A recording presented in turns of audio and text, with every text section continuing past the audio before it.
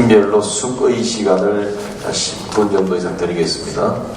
물론 그 사이에 여기서는 저희들 설문분석 결과를 만든 그 PPT 자료를 같이 보시면서 어떻게 생각하는지 보겠습니다. 그 숙의를 이끌실 분은 아무래도 선생님들께서 해주셔야 될 것 같습니다. 그래서 상대편 내용에서 뭘 질문해야 할 건지, 또 어떤 질문이 예상되니까 어떻게 답변해야 할 건지 그런 것들을 숙의해 주실 수 있도록 이렇게 부탁드리겠습니다. 자, 그럼 이어서 학생 패널 찬성 쪽에서 한 명 해주는데요. 예, 이영주 학생입니다. 일단 제가 학생이기 때문에 학생 입장에서 한번 이런 논지를 다뤄보고자 하는데요. 일단 말을 시작하기에 앞서서 여기 많은 학생분들한테 한번 물어보고 싶은 질문이 있습니다. 여러분들께서는 공부를 왜 하십니까? 아마도 대부분의 학생께서 좋은 대학에 가기 위해 공부를 한다는 대답을 들을 수 있을 것 같습니다. 그렇다면 여러분들께서는 왜 좋은 대학에 들어가고자 하십니까? 좋은 대학에 가지 못한다면 자신이 할 수 있는 사회적 어떤 여건이 줄어들기 때문이라고 생각합니다. 다시 말해서 좋은 직업, 사회적 지위, 명예, 부 이런 것들을 위해서는 좋은 대학을 사람들이 필요로 하다는 것을 우리는 알 수 있습니다. 그렇다면 좋은 대학을 목표로 공부하는 여러 학생들에게 다른 질문 하나 더 던지고 싶은데요. 여러분들 중에 얼마나 많은 학생이 자신의 미래에 대한 총체적 계획을 가지고 하십니까? 과학동아의 고등학교 천정 리포트 설문조사에 따르면 약 8% 인원만이 자신의 미래에 대한 구체적 계획을 세우고 있다고 합니다. 분명히 대학이 인생의 끝은 아닐 것입니다. 좋은 대학도 좋지만 그에 앞서서 자신의 진로를 탐구하고 꿈을 키우는 것이 분명히 필요할 것입니다. 그러나 현재 학생들에게는 그러할 시간도 기회도 또 여유도 없습니다. 당장 대학 진학에 실패하기 때문입니다.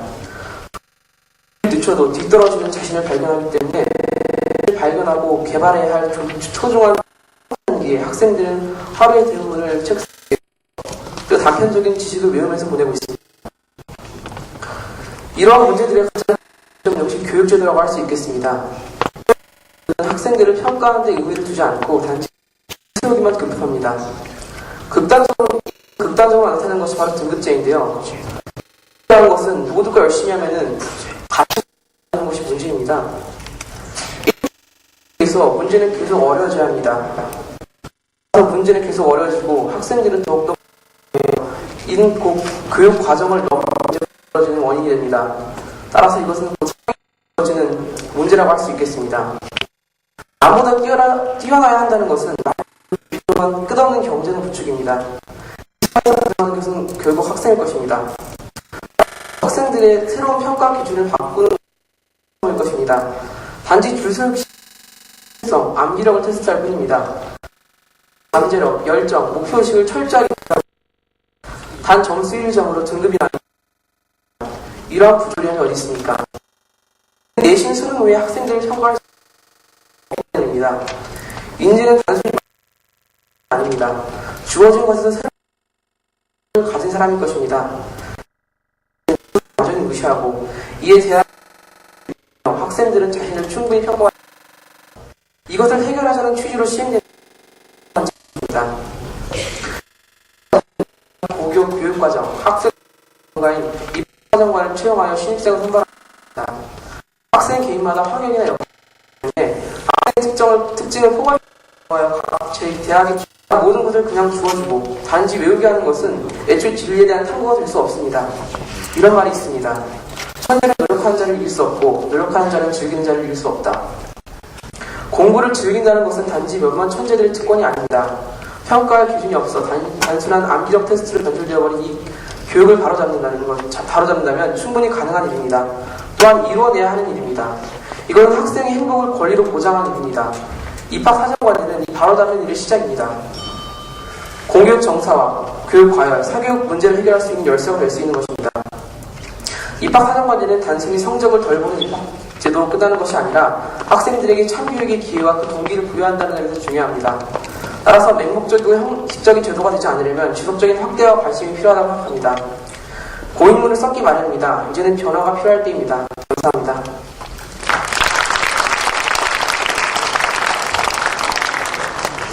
질문을 통해서 자기 주장을 이끌어내는 그런 식의 논문을 썼군요. 네. 이어서. 안녕하십니까. 서울고 2학년 박희윤입니다.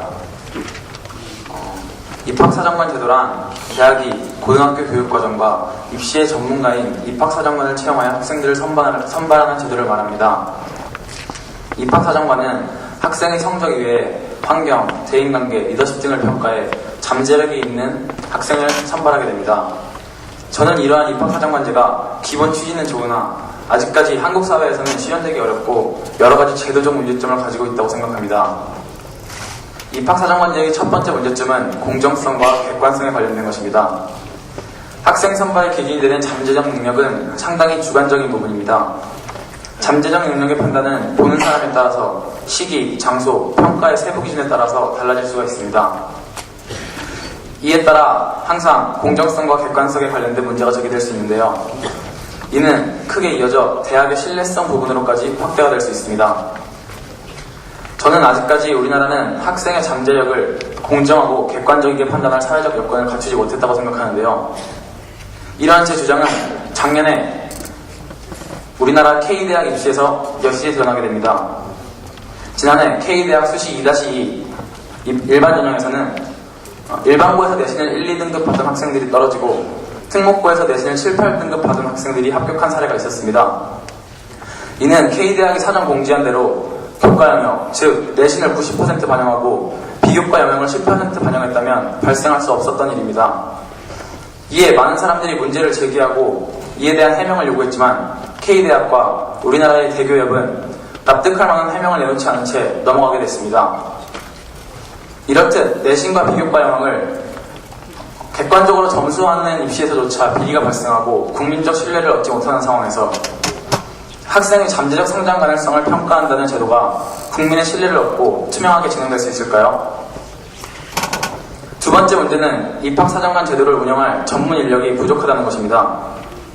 앞에서 말했듯이 입학사정관제는 주관적 평가를 기본 틀로 하고 있습니다. 이러한 주관적 평가에 있어서 입학사정관은 단순히 학생이 제출한 서류에 나온 수상기록 등 눈에 보이는 것만으로 학생을 평가하는 것이 아니라 학생의 숨겨진 잠재적 능력까지 파악해야 합니다. 그렇기 때문에 진정한 입학사정관제가 시행되기 위해선 수준 높고 많은 수의 입학사정관 확보가 필수적입니다. 그러나 현재 우리나라의 경우 질적으로나 양적으로나 입학사정관이 턱없이 부족한 현실입니다. 우선 양적 부족 사례를 보자면 우리나라의 경우 현재 약 40여 개의 대학이 200여 명의 입학사정관을 보유하고 있습니다. 이는 미국의 주립대가 보통 5에서 60명의 입학사정관을 보유하고 많게는 100명의 입학사정관까지도 보유하는 것과는 정말 대조적입니다. 이러한 양적 부족 사례는 단순한 계산으로도 확인해 볼 수가 있습니다. 현재 우리나라의 명문사학인 Y대학교는 6명의 입학사정관을 보유하고 있습니다. 그리고 이번 연도엔 입학사정관 제도를 통해서 1309명의 학생을 선발하겠다고 발표했는데요. 만약 Y대학교의 입학사정관 전형이 지난해보다도 못한 10대 1의 경쟁률만을 기록한다고 해도 6명의 입학사정관이 무려 13,000여 명의 학생의 잠재적 능력을 평가해야 하는 상황을 초래합니다. 이러한 상황은 현재 대교협이 입학사정관 한 명이 최대 300여 명의 학생을 평가하는 것이 가장 적절하다고 평가하는 것과는 참으로 대조적입니다. 이러한 상황에서 입학사정관은 학생의 잠재적 능력은 제쳐두고 학생이 제출한 서류조차도 제대로 파악하지 못할 수가 있습니다.